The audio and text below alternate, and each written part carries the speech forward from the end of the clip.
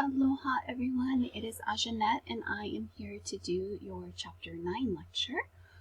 We're going to be talking about sexual behaviors this week. And so one of our primary sources of research, which I think has been referenced before in an earlier chapter, is the National Survey of Sexual Health and Behavior.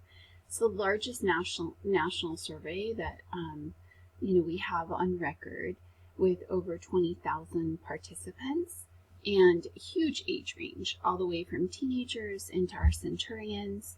And when you actually look at this data, and this is showing, the different types of sexual behaviors that people have engaged in, and it's separating out men and women, and it is more of a cisgender study. It doesn't really take gender expansive identities into consideration, so that is one limitation. But you do see that the bigger the dot, right, the greater the percentage of the people reported that they engage in that behavior. And you can see that masturbation across all ages among men is fairly high, and then among women it's still very much there, maybe not as high as reported by men. Some of this could be reporting issues.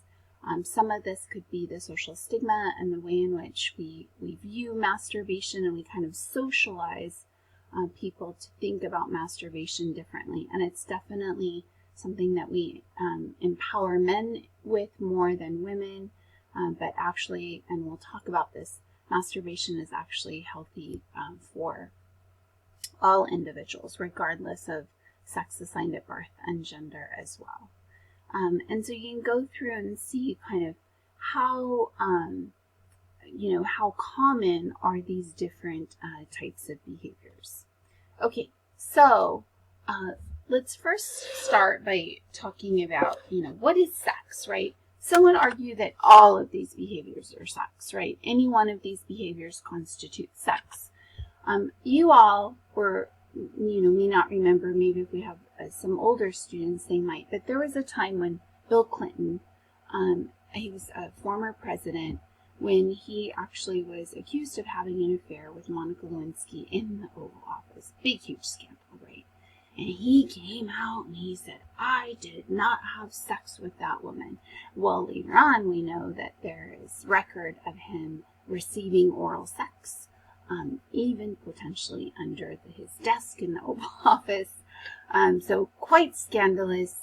The Republicans were up in arms because they are the family party, family values, and so they wanted to impeach him. But look at who is their president now. So interestingly enough, sex is defined differently, and maybe according to Bill Clinton, he did not include oral sex in his conception of sex, and that's not uncommon. In fact, a lot of people might engage in oral sex, maybe even anal sex, and as long as they're not including in coitus, in vaginal sex, they think they're virgins, and they will adamantly describe themselves as virgins. Many college students consider oral sex a viable alternative to maintain abstinence, and so it really does vary from person to person on what constitutes sex and how we define it. When you talk to medical students, they will typically also talk about penetrating sex with vaginal and penile sex, or coitus, or anal sex. And so, how do you define sex? How do you think of sex? What is sex to you? And do you think it includes oral sex? I will tell you, you can get diseases, STIs and STDs, through oral sex. Does that change your perception if you know that it can result in diseases? I have had students ask, can it result in pregnancy? No, only vaginal and penile sex can result in pregnancy. But it's still very much an intimate and vulnerable exchange. So, you consider your own boundaries and comfort levels. Now, when we talk about boundaries, or even just kind of our perceptions of sex or our willingness to engage in certain behaviors, we often have this conception of, is this normal? And in reality, variation is normal. Variety is normal. Diversity is normal. People like different things. People engage in different behaviors. They enjoy different behaviors. And that is okay. How we define normal can sometimes be psychologically and emotionally limiting for us sexually. It can harm our own sexual identities. It can harm our own sexual confidence, our own body image. But certainly when you talk about culture matters, because your culture might be more restrictive in nature, and it might have more limitations and more judgments imposed upon sex. And other cultures can be more permissive. I think your book talks about two, very different extremes across the globe. And interestingly enough, I come from arguably what one might deem a sexually permissive culture, where in the Hawaiian culture, it wasn't uncommon that people would engage in sexual relations with multiple partners, where chiefs had multiple wives, where women actually had babies with multiple people. And that was more normative, right? Additionally, you could increase your mana by having sex with someone who was more closely related to the chiefs or to the gods, and so sex wasn't viewed in the same way that it is viewed in modern cultures, or even when you look at American culture, we kind of send mixed messages, right? We are very much, a permissive culture by some accounts. We have all of this kind of sexually objectifying media, and yet then we also at the same time, we pass judgment more so on people, on women than we do men. And that's important to consider, right? Where, the sexual double standard imposes, or influences what we consider normal or not normal. And I'm going to ask you, where do you fit in? I know I have a lot of students that bring with them a lot of religious trauma around sex, and certainly religion influences the cultural view.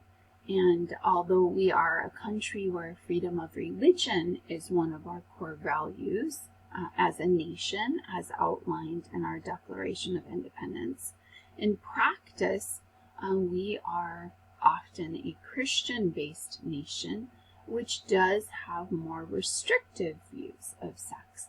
And so there's a stark contrast there.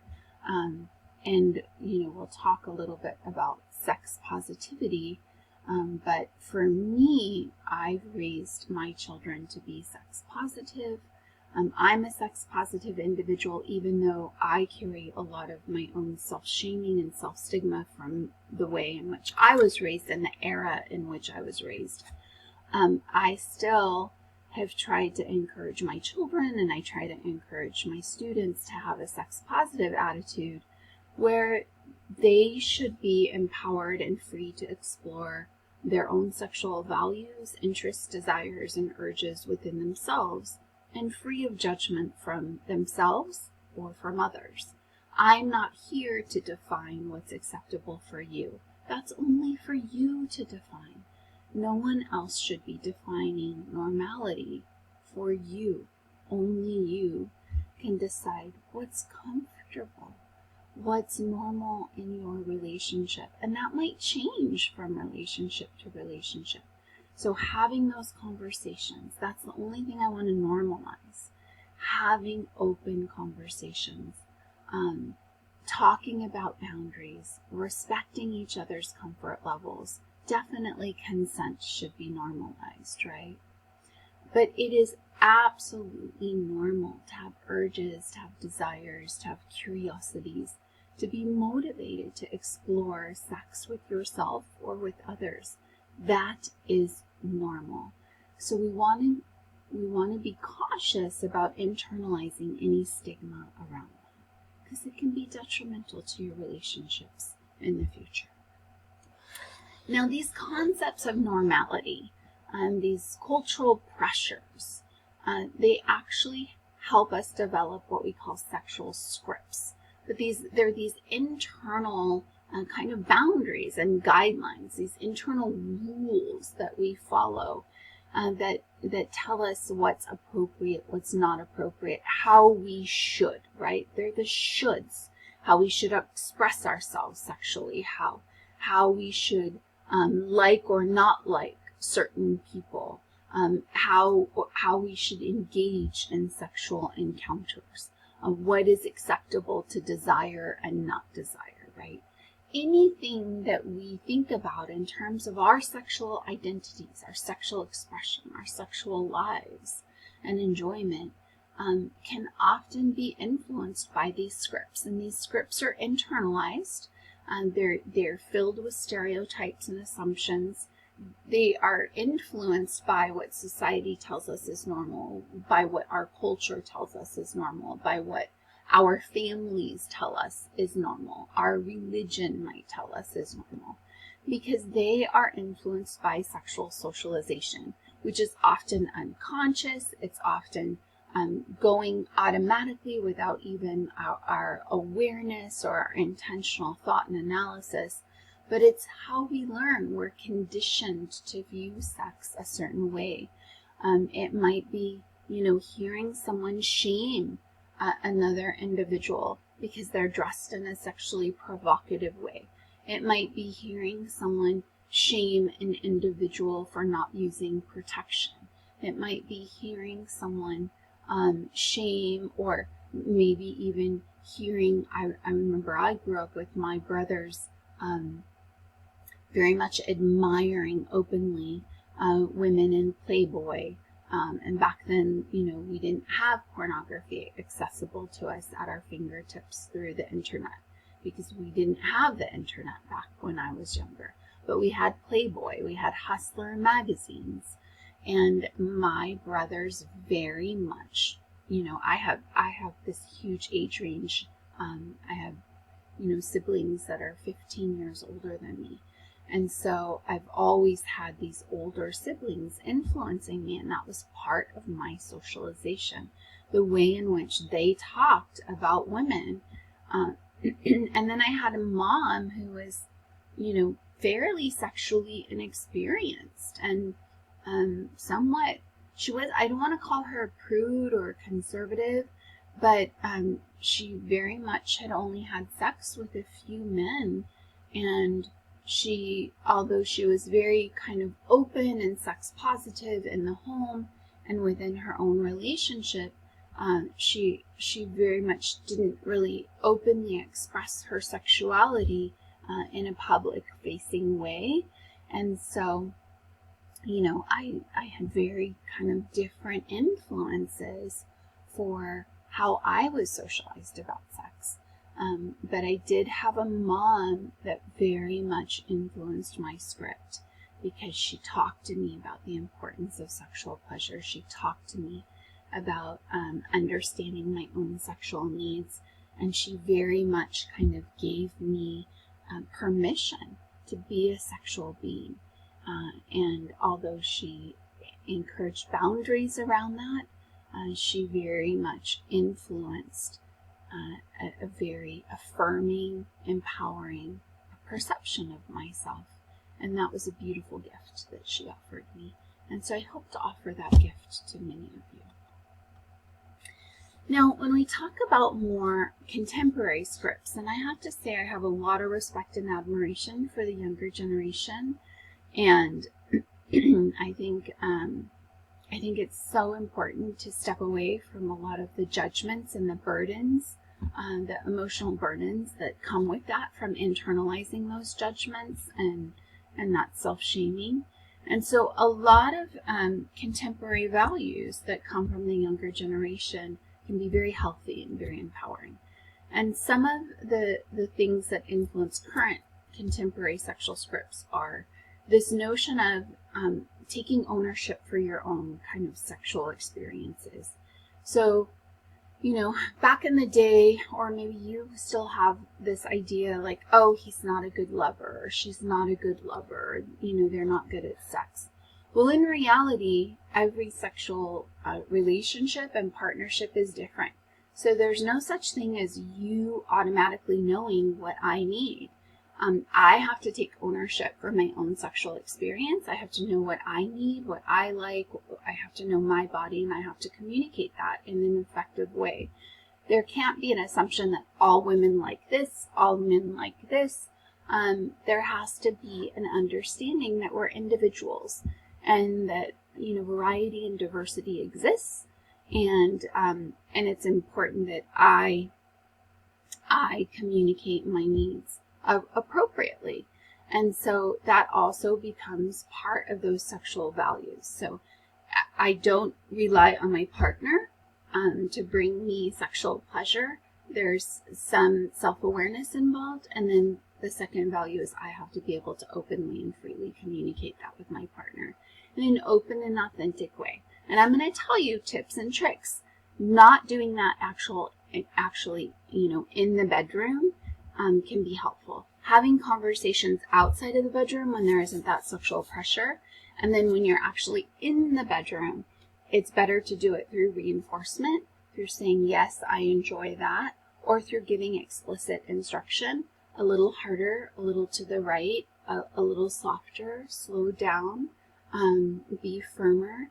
Like those types of things can be valuable, but when you're actually in the process of having sex and you say things like, I don't like that, that can be kind of a little bit more demoralizing. So learning how to communicate it, when to communicate it, where to communicate it can be effective. And even having conversations about that. Like, when should we talk about sex? How should we help educate one another about our own sexual desires and bodies? Where can we have sexual exploration in a safe, encouraging, affirming way? And so I think it's important, I think I was, 49, maybe, no, 50, I was 50 before I actually met a man that actually prioritized my sexual needs. And that was a little, I didn't know how to deal with it because I had not been used to it. So this third value, when we're talking about learning to meet each other's needs. So often we have part of our sexual script and part of this sexual socialization that, women aren't sexual creatures. Women don't have the same needs, urges, and desires as men. And what that does is that helps us kind of prioritize male sexual needs above that of women. And so in heterosexual relationships, there can be an imbalance where the men's sexual pleasure is prioritized and often the woman's sexual pleasure is dismissed or ignored altogether. And that's problematic. So making sure in a sexual relationship, and whether it's heterosexual or otherwise, making sure that both parties' desires are communicated and met, that where both partners are being prioritized, or if you have more than one partner, then communication becomes even more important, right? So the key takeaways in contemporary scripts are taking ownership of your own sexual needs, exploring your own body, knowing what you need, being able to communicate that effectively, but then also having a desire and a commitment to actually please your partner and meet their needs in a way that honors your boundaries, though, right? And talking about that, because there is such thing as sexual compatibility. So being able to work through those conversations is really, really important. And then I also want to, as we're talking about, communicating your needs and your desires, I think it's important to make sure that you are considering sexual compatibility. You have to be honest with one another. You have to have some degree of shared values, right? And what's important to you in the relationship, sexually and otherwise. There has to be a commitment to mutual pleasure and enjoyment, presuming you're both sexual beings, right? Because, if one of you is asexual, that might be different, and then that's a different discussion, and you have to decide how you're going to be responsive to one another's needs in that way. You have to have a mutual consent, and that's consent is something that doesn't just happen once, right? Just because we did something in the past doesn't mean I consent to it in the future. Just because we started something doesn't mean I want to maintain consent. Consent is something that is actively sought each time and throughout any type of sexual act or behavior. I can withdraw consent at any time. It should be respected at any time. And we should be paying attention to each other's verbal cues. We should be paying attention to the expression of pleasure. We should be checking in with one another. We should be making sure that this continues to be something that's enjoyable and welcomed by both of us. Sex should be non-exploitative. We shouldn't be taking advantage of one another unless it's part of our sexual scripts and comfort with one another and something that we've agreed to. There shouldn't be an unhealthy distribution of power, or one person gets all the pleasure and one person is neglected, right? Unless, of course, we have that, like a BDSM relationship, and we've agreed to that, and we both find pleasure and enjoyment in those assigned roles. So that's really important to talk about.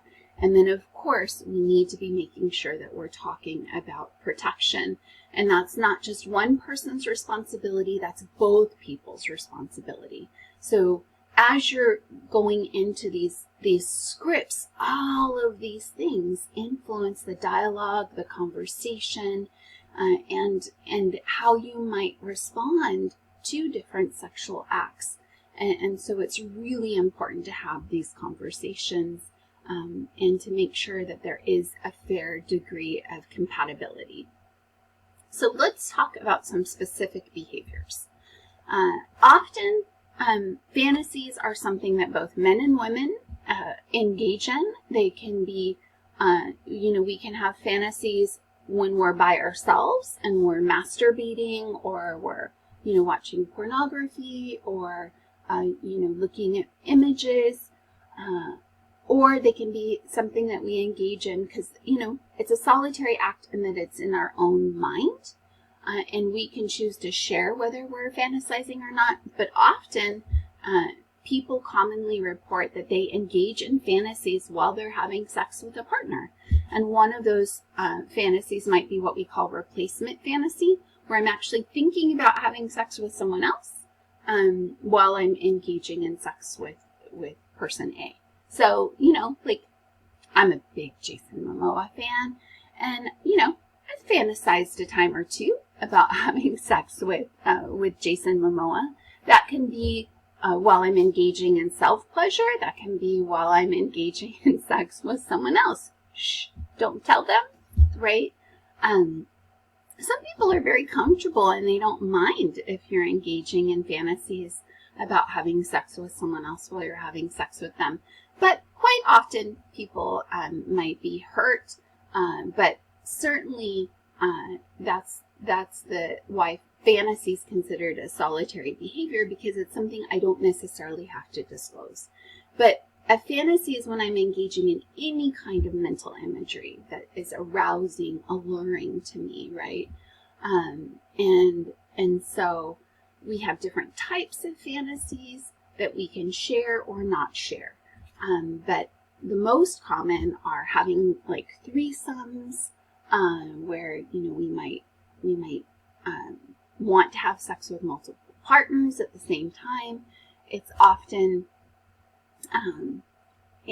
it's often thought that, it's thought of as 2 women and 1 man, but I always like flip the script a little bit. And with my partners, I say